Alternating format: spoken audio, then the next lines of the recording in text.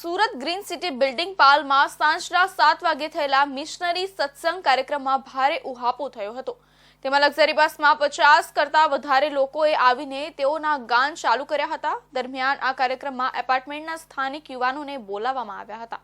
ભાઠા ખાતે green city હોલમાં ખ્રિસ્તી સમાજ દ્વારા આયોજિત એક કાર્યક્રમમાં ધર્માંતરણ કરાઈ રહ્યું હોવાની વાતો ફેલાતા સ્થાનિક રહીશોએ હોબાળો મચાવ્યો હતો। ક્રિસમસ પૂર્વે આયોજિત ધાર્મિક કાર્યક્રમમાં સ્થાનિકો પહોંચી ગયા હતા અને ધર્માંતરણ કરાઈ રહ્યું હોવાની પોલીસને જાણ કરી હતી, જેને પગલે ઉચ્ચ પોલીસ અધિકારીનો કાફલો ઘટનાસ્થળે પહોંચી ગયો હતો અને કાર્યક્રમ બંધ કરાવ્યો હતો। જોકે પોલીસની તપાસમાં ધર્માંતરણ જેવી કોઈ પ્રવૃત્તિ ચાલતી નહીં હોવાનું બહાર આવ્યું હતું। આમ છતાં પોલીસે કાર્યક્રમ બંધ કરાવી 40 જેટલા લોકોને પાલ પોલીસ સ્ટેશન તેડી લાવી હતી। તેમાં ગ્રીન સિટીના આ બિલ્ડિંગ નંબર 13માં મિશનરી કાર્યક્રમ શરૂ થતાની સાથે જ સ્થાનિક રહીશો ભેગા થઈ ગયા હતા। આ લોકોએ આ કાર્યક્રમ કરનાર યોગેશ પટેલને કાર્યક્રમ બંધ કરવા માટે જણાવ્યું હતું તથા એપાર્ટમેન્ટના સ્થાનિક યુવાનોને બહાર નીકળી જવા માટે સૂચના આપી હતી। મોડી રાત્રે પોલીસ અધિકારીઓના જણાવ્યા અનુસાર આ લોકોના નિવેદન લેવાઈ રહ્યા છે। સમગ્ર કાર્યક્રમમાં વડોદરાથી ધાર્મિક અગ્રણીઓ આવ્યા હતા। આ કાર્યક્રમ માટે ભાઠા ગ્રીન સિટીના હોલ માટે પ્રમુખની મંજૂરી પણ મેળવાઈ હતી। પોલીસના જણાવ્યા મુજબ ધાર્મિક સામુદાયિક કાર્યક્રમ ચાલી રહ્યો હતો અને ધર્માંતરણ જેવો કોઈ બનાવ બન્યો નથી, છતાં તકેદારીના ભાગરૂપે કાર્યક્રમ બંધ કરાવી વડોદરાથી આવેલા 40 કાર્યકરોને પોલીસ સ્ટેશન લાવી તેમના નિવેદન લેવાયા હતા। સ્થાનિક રહીશોએ કાર્યક્રમના આયોજક યોગેશ પટેલે આ મિશનરી સત્સંગ સભાનું આયોજન કર્યું હતું, જે બંધ કરવા જણાવ્યું હતું। તેમાં ભરૂચના જોશી અટકધારી એવા એક આગેવાન આ કાર્યક્રમનું સંચાલન કરી રહ્યા હતા। આ લોકો દ્વારા ઈસુ મસીહના ગુણગાન ગાવામાં આવી રહ્યા હતા। ગુજરાત રાજ્ય પોલીસ દળ માટે રાજ્ય લેવલની ડીજીપી કપ વોલીબોલ ટુર્નામેન્ટ 2024નું સફળ આયોજન સુરત શહેરમાં કરવામાં આવ્યું હતું। આ ટુર્નામેન્ટ 20 નવેમ્બર 2024ના રોજ સવારે 9:30 વાગ્યે સુરતના અઠવાલાઇન્સ વિસ્તારમાં આવેલા ઇન્ડોર સ્ટેડિયમ ખાતે ભવ્ય ઉદ્ઘાટન સાથે શરૂ થયું હતું। રાજ્ય પોલીસ દળ માટે રાજ્ય લેવલની ડીજીપી કપ વોલીબોલ ટુર્નામેન્ટ 2024નું આયોજન સુરત શહેર ખાતે કરવામાં આવ્યું હતું। સમારોહનું ઉદ્ઘાટન સુરતના mayor Daksheshbhai Mavani, Surat police commissioner Anupamsinh Gehlot અને અન્ય ઉચ્ચ અધિકારીઓના ઉપસ્થિતિમાં કરવામાં આવ્યું હતું। કાર્યક્રમમાં રાજ્યના ધારાસભ્યો અને પોલીસ દળના મહાનુભાવોએ હાજરી આપી હતી। ડીજીપી કપ ટુર્નામેન્ટનું મુખ્ય ઉદ્દેશ્ય રાજ્યના પોલીસ દળના સભ્યોમાં શારીરિક તંદુરસ્તી, ટીમવર્ક અને સ્પોર્ટ્સમેનશીપના ભાવને પ્રોત્સાહિત કરવાનું છે। આ ટુર્નામેન્ટમાં ગુજરાત રાજ્યના વિવિધ જિલ્લાઓમાંથી ટીમોએ ભાગ લીધો છે। આ ટુર્નામેન્ટમાં રાજ્યભરના પોલીસ વિભાગો વચ્ચે વોલીબોલમાં શ્રેષ્ઠ પ્રદર્શન કરનાર ટીમને માન્યતા મળી રહેશે। ટુર્નામેન્ટના આરંભમાં મેયર દક્ષેશભાઈ માવાણી અને પોલીસ કમિશનર અનુપમસિંહ ગેહલોતે ખેલાડીઓને પ્રોત્સાહન આપતા તેઓના ઉત્સાહ વધાર્યો હતો। દર વર્ષે માન્ય ડીજી શ્રીના નામ હેઠળ આપણા અલગ અલગ પ્રકારના ગુજરાત પોલીસમાં ગેમના આયોજન કરવામાં આવે છે, જેમાં volleyball, basketball, football, cricket, kabaddi, hockey અલગ અલગ પ્રકારના ગેમો હોય છે। આમાં આજે જો આપણા સુરત શહેર પોલીસના ડીજીપી કપ વોલીબોલના ટુર્નામેન્ટ હોસ્ટ કરવાના મોકા આપણને મળ્યા છે। સતત 3જા વર્ષે આપણને આ ચાન્સ મળેલા છે, તો આજે એના ઇન્ડોર સ્ટેડિયમ સુરત શહેર ખાતે જો એના ઉદ્ઘાટન કરવામાં આવેલા અને માનનીય મેયર શ્રીના હસ્તકથી આજે આ ટુર્નામેન્ટ ખુલ્લા મૂકવામાં આવેલા, જો 3 દિવસ ચાલશે। અને આજે પ્રસંગે અમારા ધારાસભ્ય શ્રી પ્રવીણભાઈ ગોહારી સાહેબ, અમારા ટ્રાફિક એજ્યુકેશન ટ્રસ્ટના પ્રમુખ શ્રી આપણા લાલજીભાઈ, આપણા બધા અધિકારીઓ અને ટોટલ કુલ 12 જેટલા પુરુષોની ટીમ અને 5 જેટલા મહિલાઓની ટીમ, કુલ 144 જેટલા જો પુરુષ અને 55 જેટલા જો મહિલાઓ અમારે આમાં ભાગ લેશે જોઈએ। અને આ અલગ અલગ યુનિટ જો શહેરના અમારા અલગ અલગ કમિશનરેટ છે, અલગ અલગ રેન્જેસ છે, જેલના યુનિટ, એસઆરપીની યુનિટ, આ તમામ જગ્યાઓથી ટીમ આવી છે જોઈએ। અને અમારા સુરત શહેર સારી રીતે હોસ્ટ કરશે અને ખૂબ સારી વ્યવસ્થાઓ સાથે અમારા જો બહારથી પોલીસના જવાનો અધિકારીઓ આવે છે રમવા માટે, એ યાદગીરી લઈને સુરતથી જાય અને સાથોસાથ એક સારી ટીમ સ્પિરિટ સાથે, સારા સ્પોર્ટ્સમેન સ્પિરિટ સાથે બધા લોકો અહીંયા રમશે। ડીજીપી કપ ટુર્નામેન્ટ 2024માં પ્રાથમિક રાઉન્ડની મેચો શરૂ થઈ ચૂકી છે અને આગામી દિવસોમાં ક્વાર્ટર ફાઇનલ, સેમીફાઇનલ અને ફાઇનલ રમાશે। તમામ મેચો ઇન્ડોર સ્ટેડિયમમાં યોજાશે। ટુર્નામેન્ટના અંતે વિજેતા ટીમોને ટ્રોફી, મેડલ અને સન્માનિત પુરસ્કારો આપવામાં આવશે. આ તકે ખેલાડીઓના ઉત્સાહ અને રાજ્ય પોલીસ દળના પ્રતિનિધિત્વને બિરદાવવામાં આવશે. ડીજીપી કપ ટુર્નામેન્ટ સુરત શહેરમાં પોલીસ દળ માટે એક યાદગાર ઇવેન્ટ સાબિત થશે. આયોજનનો મુખ્ય હેતુ શ્રેષ્ઠ રમતગમત પ્રદર્શનની સાથે સાથે પોલીસ દળમાં એકતાનો ભાવ ઊંડો કરવાનો છે. રાશન કાર્ડ કેવાયસીની ગોકળગાય ચાલતી કામગીરીથી લોકોને ભારે હાલાકી ભોગવવી પડી રહી છે. રાજ્યભરના અનેક વિસ્તારોમાં આ બાબતને લઈને હલચલ મચી ગઈ છે. રેશન કાર્ડ કેવાયસીની ધીમી કામગીરીની બાબતે લોકોમાં ભારે અસંતોષ જોવા મળ્યો છે. આ સાથે જ સુરત અને અમરોલી વિસ્તારમાં વિરોધ જાહેર કરાયો હતો. સુરતમાં કોંગ્રેસ દ્વારા વિરોધ નોંધાવવામાં આવ્યો હતો. આમ અધિકારીઓ પર પૈસા ઉડાવી વિરોધ કરાયો હતો અને વિરોધ કરી રહેલા લોકોની પોલીસે અટકાયત કરી હતી. રેશન કાર્ડમાં ઈ-કેવાયસી કરવાની ચાલી રહેલી કામગીરીમાં પડી રહેલી મુશ્કેલીઓની ઉઠેલી ફરિયાદો વચ્ચે અત્યાર સુધીમાં 50.32 લાખમાંથી અત્યાર સુધીમાં 12.18 લાખ રેશન કાર્ડ ધારકોએ ઈ-કેવાયસી પૂર્ણ કર્યું છે અને હજુ પણ 38.13 લાખ રેશન કાર્ડ ધારકોનું બાકી હોવાથી હાલમાં પુરવઠાની ઝોનલ કચેરીમાં લાઈનો જોવા મળતા ફરિયાદો થઈ રહી છે. સમસ્યાઓનો રાશન કાર્ડ કેવાયસી પ્રક્રિયા અંગે વિરોધ કરવામાં આવ્યો છે. સુરતમાં કોંગ્રેસ દ્વારા વિરોધ પ્રદર્શન કરવામાં આવ્યું હતું. અમરોલી વિસ્તારમાં કલ્પેશ બારોટ સહિતના કાર્યકરોએ વિરોધ નોંધાવ્યો હતો અને બેનરો અને સૂત્રોચ્ચાર સાથે વિરોધ કરાયો હતો. આમ વિરોધ કરી રહેલા લોકોની પોલીસે અટકાયત કરી છે. અધિકારીઓ ઉપર પૈસા ઉડાવી વિરોધ કરવામાં આવ્યો હતો. આમ આ વિરોધ બેનરો અને સૂત્રોચ્ચાર સાથે કરવામાં આવ્યો હતો. આ વિરોધ દરમિયાન સુરત અને અમરોલી વિસ્તારમાં અનેક લોકોએ શાંતિભંગ કરતા પોલીસ દ્વારા અટકાયત કરવામાં આવી હતી. અધિકારીઓ ઉપર પૈસા ઉડાવી વિરોધનો કિસ્સો નોંધાયો છે, જે હાલમાં તપાસ હેઠળ છે. રાજ્ય સરકારે રેશન કાર્ડ સાથે આધાર કાર્ડ લિંક કરીને ઈ-કેવાયસી ફરજિયાત કરી દેવાયું છે. ઈ-કેવાયસીના કારણે સરકારી યોજનાનો લાભ મળતો હોવાથી હાલમાં વેકેશન પૂર્ણ થવાની સાથે જ સુરત શહેરની તમામ પુરવઠા ઝોન કચેરીમાં રેશન કાર્ડ ધારકોની ઈ-કેવાયસી માટે લાઈનો શરૂ થઈ છે. આ લાઈનો વચ્ચે રેશન કાર્ડ ધારકોમાંથી ફરિયાદો ઉઠી છે કે પુરવઠા ઝોનલ કચેરીમાં સર્વરના ધાંધિયાના કારણે કામગીરી મંથર ગતિએ ચાલી રહી છે. હજારો લોકો પોતાનું રોજિંદુ કામકાજ છોડીને પુરવઠાની કચેરીની બહાર લાઈનો લગાવી રહ્યા છે. આથી આ કામગીરીનું તમામ સસ્તા અનાજની દુકાનો ખાતેથી થાય તો ઝડપથી થાય અને રેશન કાર્ડ ધારકોને સમય પણ બચી શકશે. આથી રાશન કાર્ડ કેવાયસીની ગોકળગાય ચાલતી કામગીરીથી લોકોને હાલાકી ભોગવવી પડી રહી છે. આથી સુરતમાં કોંગ્રેસ દ્વારા વિરોધ નોંધાવવામાં આવ્યો હતો. સુરતમાં હવે તો બધું નકલી ચાલી રહ્યું હોય તેવો ઘાટ સર્જાયો છે. હવે તો હોસ્પિટલ બાદ મેડિકલ ઇન્સ્ટિટ્યૂટ પણ બોગસ હોવાનો આક્ષેપ NSUI અને યુથ કોંગ્રેસ દ્વારા કરવામાં આવ્યો છે. આ મામલે NSUI દ્વારા એક સ્ટિંગ ઓપરેશન પણ કરવામાં આવ્યું હતું, જેમાં એક શોપિંગ કોમ્પ્લેક્સની નાની દુકાનમાં આખું ઇન્સ્ટિટ્યૂટ ચલાવવામાં આવતું હતું. 3 વિદ્યાર્થીઓ પણ આવી હતી અને મસમોટી ફી આપવા સાથે બેંગ્લોર પરીક્ષા આપવા લઈ જવામાં આવે છે. આ મામલે NSUI દ્વારા તપાસ કરવામાં આવતા આ ઇન્સ્ટિટ્યૂટ બોગસ હોવાનું જણાવ્યું હતું. સુરતમાં દુકાનની અંદર મેડિકલ ઇન્સ્ટિટ્યૂટ ચલાવવામાં આવી રહ્યું છે. પૂણા પાટિયા ખાતે આવેલા લા સિટાડેલ કોમર્શિયલ કોમ્પ્લેક્સમાં બોગસ મેડિકલ ઇન્સ્ટિટ્યૂટ ચાલી રહ્યું છે.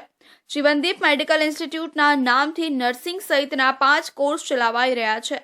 એક જ 10x20ની દુકાનની અંદર 5 પ્રકારના મેડિકલ કોર્સ ચલાવાઈ રહ્યા છે. થોડા દિવસોથી અહીં અભ્યાસ કરતા વિદ્યાર્થીઓએ ફરિયાદ કરી હતી કે અહીં અમારા ડોક્યુમેન્ટ રાખી લેવામાં આવ્યા છે અને મસ્ત મોટી ફી પણ લેવામાં આવી રહી છે. તેથી NSUI યુથ કોંગ્રેસે તપાસ કરવા માટે આવ્યા હતા. દરમિયાન ઓનર ગાયબ હતા અને અહીં એક મહિલા હતા, જેમણે જણાવ્યું હતું કે અમે માત્ર એડમિશન જ અહીં કરીએ છીએ, અભ્યાસ બેંગ્લોર થાય છે.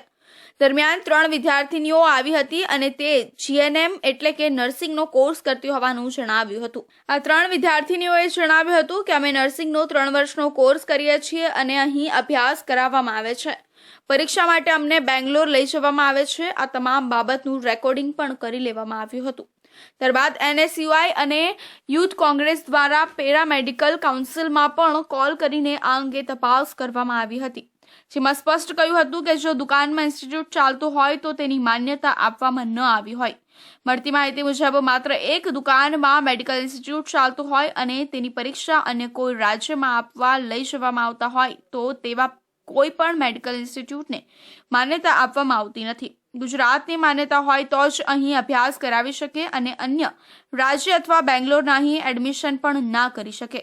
જીવનદીપ મેડિકલ ઇન્સ્ટિટ્યૂટ નામની કોઈ સંસ્થા સુરતના પૂના પાટિયા ખાતે શોપિંગ સેન્ટરમાં કાર્યરત છે.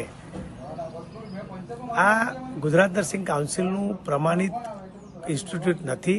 આ બોગસ ઇન્સ્ટિટ્યૂટ છે જેમાં જીએનએમ અને બીએસસીની પરવાનગી આપવામાં આવી. આ ઉપરાંત બીજા પણ કોર્સ છે, ડીએમએલટી ને બધા. આ બોગસ ઇન્સ્ટિટ્યૂટ છે, કોઈ કાઉન્સિલ સાથે જોડાયેલી નથી. તેથી સમાજને તો નુકસાન થાય પણ વિદ્યાર્થીઓના શિક્ષણ સાથે પણ ચેડા થઈ રહ્યા છે. વિદ્યાર્થીઓ સાથે છેતરપિંડી થઈ રહી છે.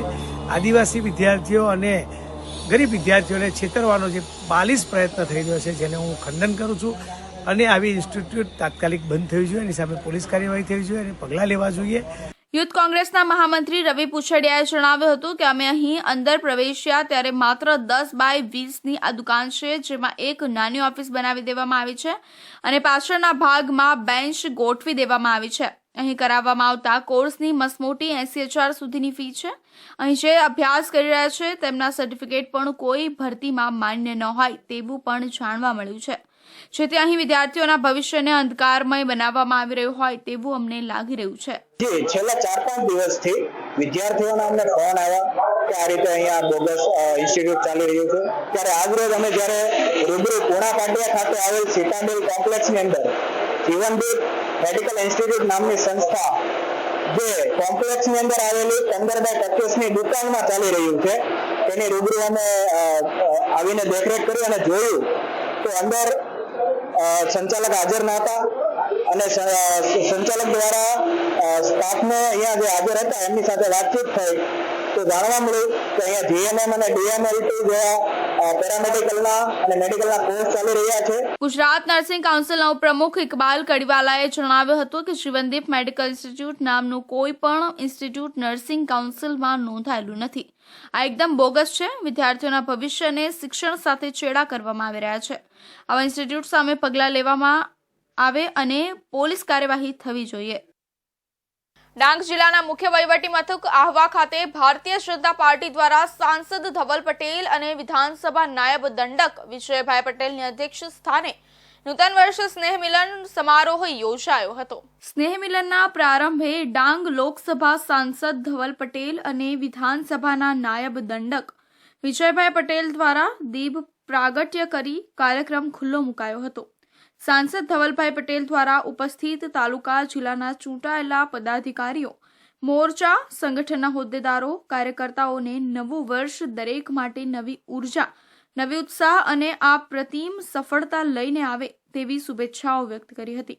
તેમણે આમ આદમી પાર્ટીના ધારાસભ્ય ચૈતર વસાવાને આદિવાસી વિરોધી ગણાવી વિરોધ નોંધાવ્યો હતો. અંતર્ગત આવતો સાથે 7 વિધાનસભા એવી રીતે પૂરા ગુજરાતમાં જે અમારું કાર્યકર્તાઓ માટે નવા વર્ષ અને દિવાળીનું સ્નેહ મિલનનો કાર્યક્રમ યોજવામાં આવે છે. એ રીતે વલસાડ ડાંગ લોકસભામાં 7 વિધાનસભામાંથી 6 વિધાનસભામાં અમારો સ્નેહ મિલનનો કાર્યક્રમ સંપન્ન થયો હતો અને આજે ડાંગ વિધાનસભાનો અમે ભવ્ય સ્નેહ મિલનનો કાર્યક્રમ અમારા ભારતીય જનતા પાર્ટીના પ્રમુખ ધારાસભ્યશ્રીએ યોજ્યો હતો. એમાં પૂરા ડાંગ જિલ્લાના ત્રણેય મંડળમાંથી અમારા હજારો કાર્યકર્તા આજે આટલી મોટી સંખ્યામાં આવ્યા. સારી રીતે અમે બધાએ સ્નેહ મિલનનો કાર્યક્રમ યોજ્યો. એની સાથે વિકાસની વાતો પણ કરીને આવનારા દિવસોમાં સંગઠનને કઈ રીતે સશક્ત થાય એની પણ અમે વિશેષ ચર્ચા કરવામાં આવી અને 100% ખાતરી છે જે અમે આ લોકસભામાં પણ ઇતિહાસ સર્જ્યો છે એ રીતે આવનારા વર્ષોને આવનારા દિવસોમાં ત્યાં તાલુકા પંચાયતનું ઇલેક્શન હોય, જિલ્લા પંચાયતનું ઇલેક્શન હોય કે વિધાનસભા ઇલેક્શન હોય એમાં અમારી ભારતીય જનતા પાર્ટી વિજય હાંસલ કરશે. આ પ્રસંગે જિલ્લા પંચાયત પ્રમુખ નિર્મળાબેન ગાઈન, ધારાસભ્ય વિજયભાઈ પટેલ, ભાજપ પ્રમુખ કિશોરભાઈ ગામિત, મહામંત્રીઓ હરિરામ સાવંત, તાલુકા જિલ્લાના પ્રમુખ મોટી સંખ્યામાં ઉપસ્થિત રહ્યા હતા. હવે સમય છે એક વિરામનો.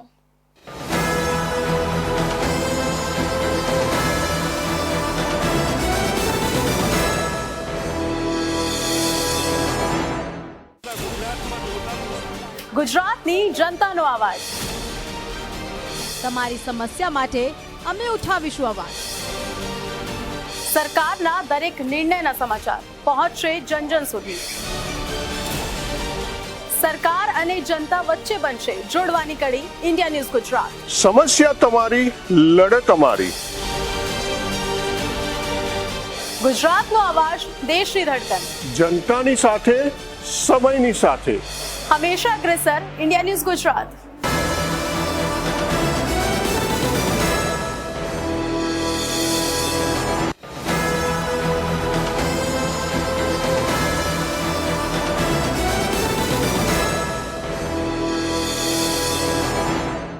વિરામ બાદ ફરી આપ સૌનું સ્વાગત છે. ચાઇનીઝ ગેંગ દ્વારા ભારતમાં 114 કરોડના સાયબર ફ્રોડની ઘટનામાં સુરત સાયબર સેલે વધુ એક આરોપીની ધરપકડ કરી છે. આ કૌભાંડમાં સામેલ કેતન પોપટભાઈ વેકરિયાની ધરપકડ કરવામાં આવી છે.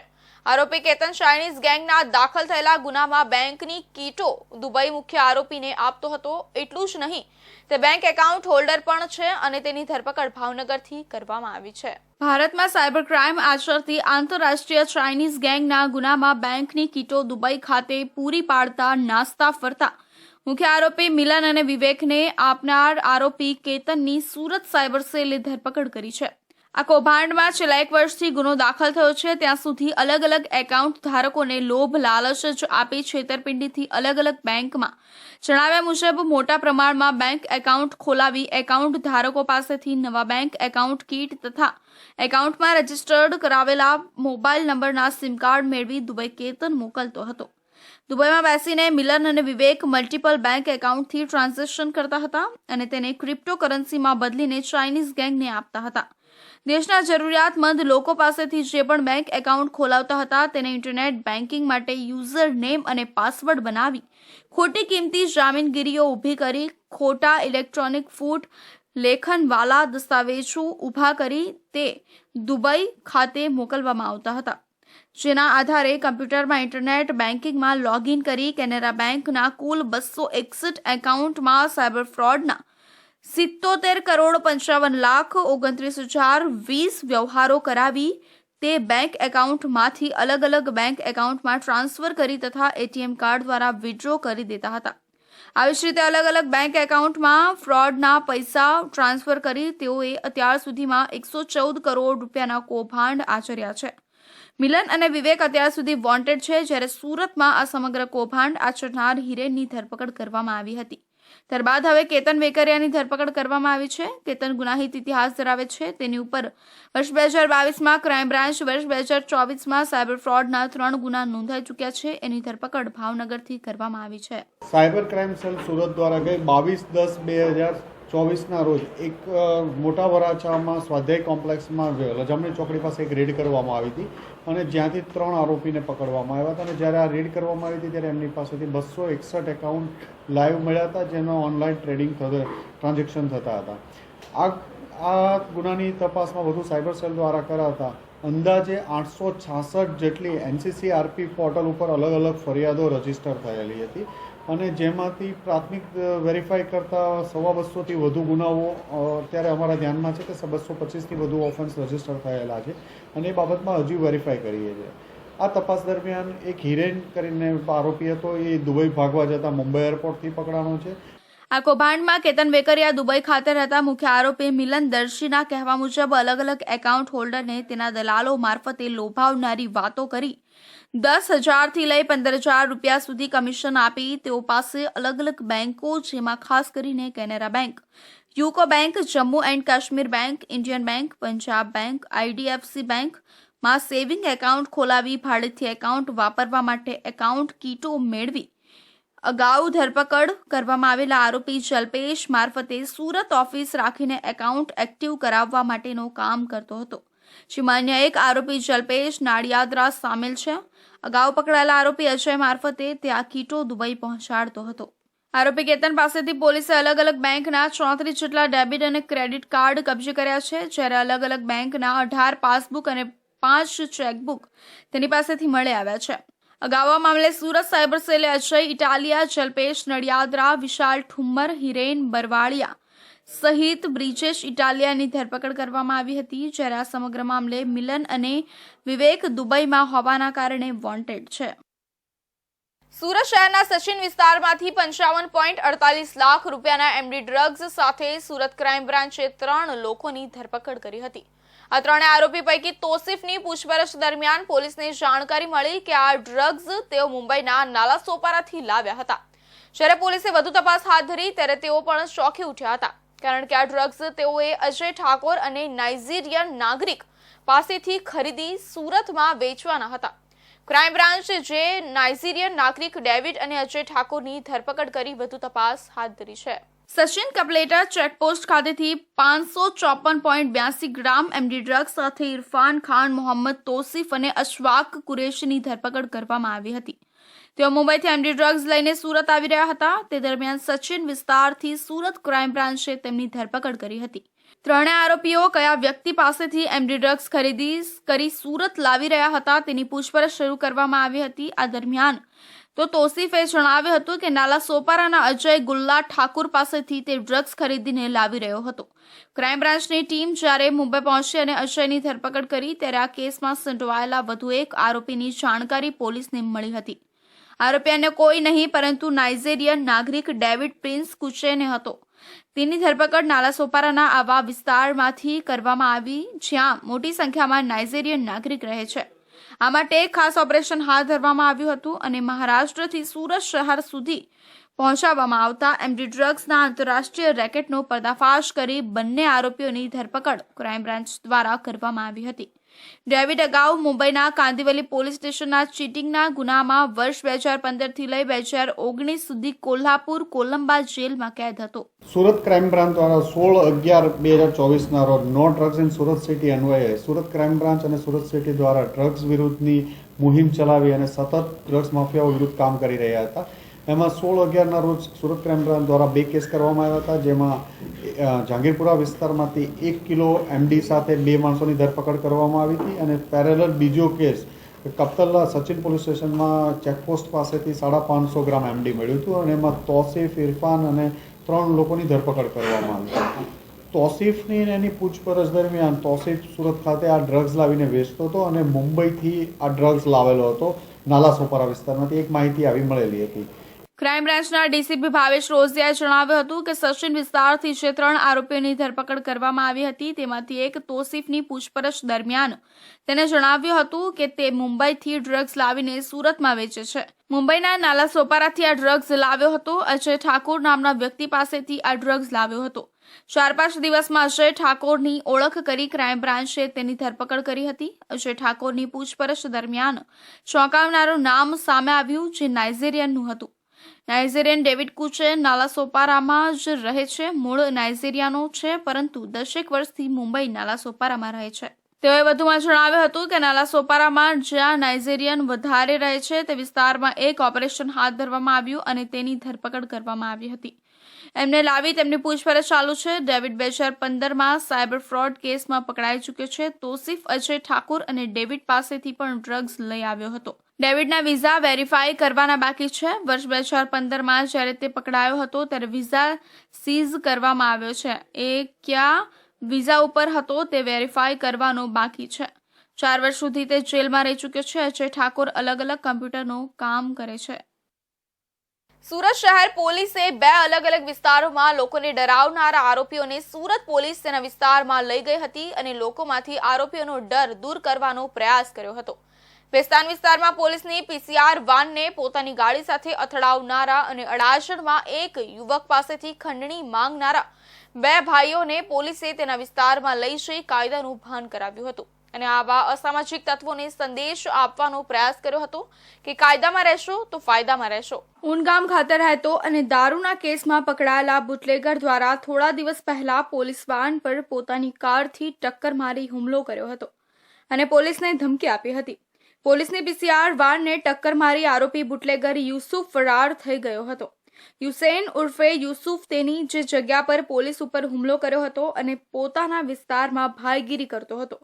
વિસ્તારમાં પોલીસ તેને લઈ ગઈ હતી અને લોકોમાં ડર દૂર કરવાનો પ્રયાસ કર્યો હતો. અડાજણના યોગી પાર્ક એપાર્ટમેન્ટમાં રહેતા 42 વર્ષીય દીપક કુમાર ક્રાંતિલાલ ભગતે અડાજણ પોલીસ સ્ટેશનમાં ભાવેશ તુલસી ભગત અને ભદ્રેશ તુલસી ભગત વિરુદ્ધ ફરિયાદ નોંધાવી હતી. ફરિયાદમાં જણાવ્યા મુજબ દીપક ભાઠા ખાતે આવેલી તાપી નદીમાંથી હાથ મજૂરીથી રેતી કાઢવાનું કામ કરે છે. દીપક શિવ દુલાર મજૂર અને કામદારોની સહકારી મંડળી સાથે ભેગા મળી વર્ષ 2014થી રેતી કાઢવાના કામ સાથે જોડાયેલો છે. વર્ષ 2022માં દીપક પાસે ભાવેશ અને ભદ્રેશ નામના બંને ભાઈઓ આવ્યા હતા. બંને ભાઈએ દીપકને ધારિયા જેવો હથિયાર બતાવી ધમકાવ્યો હતો કે રેતી ભરેલી એક ટ્રકના 100 રૂપિયા ખંડણી આપવી પડશે, નહીં તો જાનથી મારી નાખીશું. આ ધમકીથી ગભરાઈ દીપકે બંને ભાઈને ટ્રક દીઠ 100 રૂપિયા હપ્તો આપવાનું ચાલુ કર્યું હતું. દીપક આ પૈસા તેમને ગૂગલ પે અને અડાજણ ખાતે આવેલી બાપ્સ હોસ્પિટલ પાસે આપવા જતો હતો. બંને ભાઈએ વર્ષ 2022થી લઈ અત્યાર સુધી 10 લાખ ખંડણી વસૂલી હતી.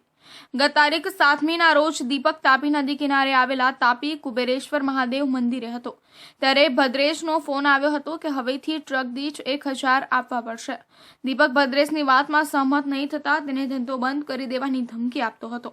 બાદ પણ ભાવેશને ભદ્રેશ દીપકને અવારનવાર ફોન કરી જો ટ્રક દીઠ 1000 નહીં આપે તો જાનથી મારી નાખવાની અને ધંધો બંધ કરાવી દેવાની ધમકી આપતા હતા. દીપક અને બંને ભાઈઓના ત્રાસથી કંટાળી અડાજણ પોલીસની શરણે ગયો હતો અને પોલીસે બંને ભાઈ વિરુદ્ધ ખંડણીનો ગુનો નોંધી બંને ભાઈની ધરપકડ કરી લીધી હતી. પોલીસે બંને ખંડણીખોરોને તેના વિસ્તારમાં લઈ ગઈ હતી અને કાયદાનું ભાન કરાવ્યું હતું.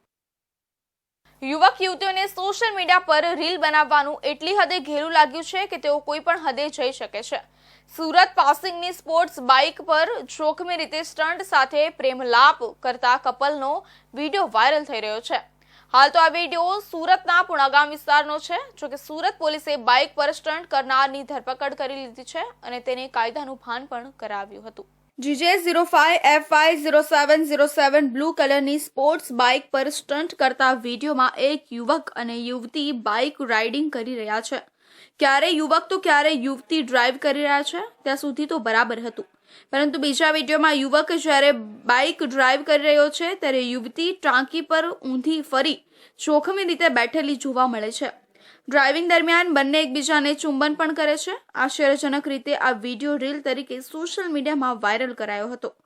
સુરતના નામથી વાયરલ બનેલા આ વિડીયોને પગલે પોલીસ પણ દોડતી થઈ હતી અને આ વિડીયોમાં દેખાતી વ્યક્તિઓ અંગે તપાસ કરી રહી છે. આવા પ્રકરણોમાં છેલ્લા ઘણા સમયથી ગુનો દાખલ થતો હોવા છતાં વધારો નોંધાઈ રહ્યો છે. ત્યારે પોલીસ આવા કિસ્સાઓમાં દાખલારૂપ કાર્યવાહી કરે એ જરૂરી હોવાની ચર્ચા છે. બાઇક પર સ્ટન્ટ કરનાર આરોપી સુનિલ રાઘવભાઈ તેજાણીની પૂણા પોલીસ દ્વારા ધરપકડ કરવામાં આવી છે. મારું નામ સુનિલ રાઘવભાઈ તેજાણી છે. આ વિડીયો હમણાં સોશિયલ મીડિયા ઉપર વાયરલ થયો એ મારો અને મારા વાઈફનો છે. સો આ બહુ જૂનો વિડીયો છે, 3-4 વર્ષ પહેલાનો, પણ હમણાં અમે અપલોડ કરેલો, તો એના બદલ હું માફી માંગુ છું બધાની. અને તમે પણ આગળથી આવો વિડીયો કોઈ બનાવતા નહીં તો અત્યારે મારી પર જે કાયદેસરની કાર્યવાહી થઈ છે એ તમારા પર બી થઈ શકે છે. આ સાથે જ કાયદાનું પણ ભાન કરાવવામાં આવ્યું હતું. આરોપી સુનિલ માફી માંગતા જણાવ્યું હતું કે સોશિયલ મીડિયામાં જે વિડીયો વાયરલ થઈ રહ્યો છે તે મારો અને મારી પત્નીનો છે. આ વિડીયો બહુ જૂનો 3-4 વર્ષ પહેલાનો છે, જેને હાલમાં સોશિયલ મીડિયામાં અપલોડ કર્યો હતો. લોકોને અપીલ કરતા જણાવ્યું હતું કે તમે પણ આવો વિડીયો બનાવવો નહીં અને સોશિયલ મીડિયામાં મૂકવો નહીં, કેમ કે મારી પર પણ જે કાયદેસરની કાર્યવાહી થઈ છે તે તમારા પર પણ થઈ શકે છે. તો હતા ત્યાં સુધીના મહત્વના સમાચાર. નવા સમાચારો માટે જોતા રહેજો ઇન્ડિયા ન્યૂઝ ગુજરાત.